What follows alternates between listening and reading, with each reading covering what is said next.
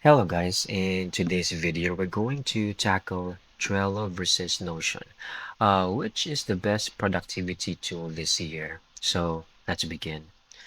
If you're choosing between Trello or Notion this year, it really comes down to how you like to organize your work. Trello, for example, is perfect for visual task management with the signature Kanban boards. It's simple, intuitive, and great for tracking projects at a glance, but it can feel limited if you need detailed documentation or flexible layouts.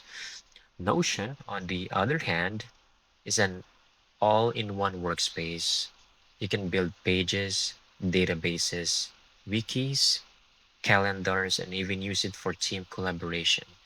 It's extremely flexible, but that also means a steeper learning curve and the risk of over customizing without structure.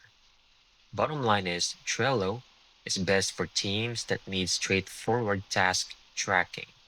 Notion is ideal if you want full control over how you organize information and projects. And that's it. I hope you found this video very helpful.